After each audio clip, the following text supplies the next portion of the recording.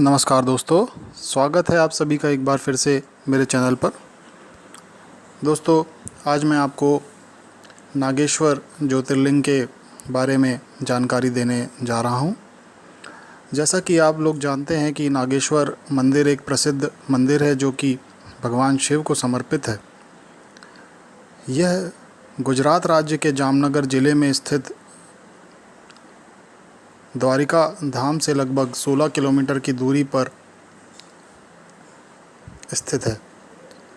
भगवान शिव के 12 ज्योतिर्लिंगों में से 10वें क्रम के ज्योतिर्लिंग के रूप में विश्व भर में यह ज्योतिर्लिंग प्रसिद्ध है।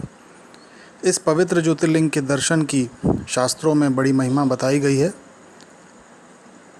कहा गया है कि जो श्रद्धापूर्वक इस ज्योतिर्लिंग के दर्शन करने के उपरांत इसकी उत्पत्ति और महात्म्य की कथा सुनेगा, वह सारे पापों से छुटकारा पाकर समस्त सुखों का भोग करता हुआ अंत में भगवान शिव के धाम को प्राप्त होगा। इस ज्योतिर्लिंग के संबंध में पुराणों में जो कथा वर्णित है वो इस प्रकार है। पुरातन काल में सुप्रिय नामक एक वैश्य था जो कि भगवान शिव का बहुत ही अनन्य भक्त था।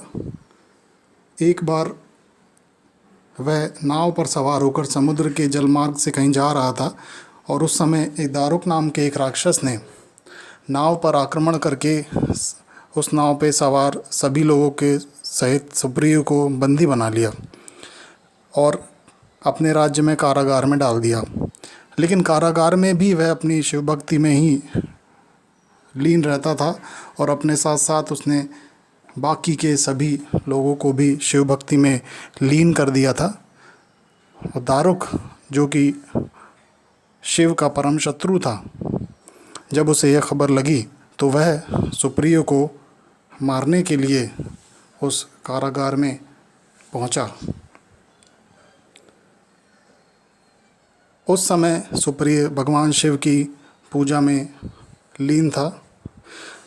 जैसे ही वह राक्षस उसके ऊपर तलवार लेकर दौड़ा तो उसकी प्रार्थना सुन के भगवान शिव स्वयं एक ऊंचे से सिंहासन पर ज्योतिर्लिंग के रूप में प्रकट हुए और सुप्रिय को दर्शन दिए।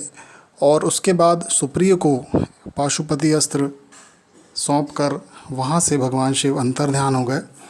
पाशुपति अस्त्र पाते ही उस सुप्रिय ने दारुक समेत बाकी सभी राक्षसों का संहार कर दिया और उसके बाद शिव जी के साथ उनके धाम को भी चला गया।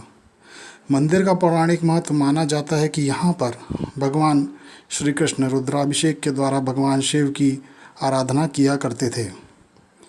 मंदिर परिसर में भगवान शिव की ध्यान मुद्रा में एक बड़ी ही मनमोहक और अति विशाल प्रतिमा है, जिसकी वजह से मंदिर 3 किलोमीटर की दूरी से ही दिखाई देने लगता है। यह मूर्ति 125 फीट ऊंची तथा 25 फीट चौड़ी है। मंदिर के नियमों के अनुसार गर्भगृह में प्रवेश से पहले भक्तों को अपने वस्त्र उतारकर समीप ही स्थित एक कक्ष में जाकर धोतियाँ पहननी होती है, जिसके बाद ही गर्भगृह में प्रवेश दिया जाता है। नागेश्वर ज्योतिर्लिंग के अतिरिक्त नागेश्वर नाम से 2 अन्य शिवलिंगों की भी चर्चा प्राप्त होती है, जो कि महाराष्ट्र और उत्तराखंड में है।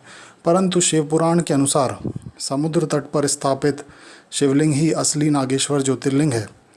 तो मित्रों, आप भी एक बार ज़रूर भगवान शिव के इस नागेश्वर ज्योतिर्लिंग के दर्शन के लिए ज़रूर जाएं और धर्म के व्यापक प्रचार के लिए वीडियो को ज़्यादा से ज़्यादा शेयर करें और मेरे चैनल को सब्सक्राइब ज़रूर करें। जय महादेव।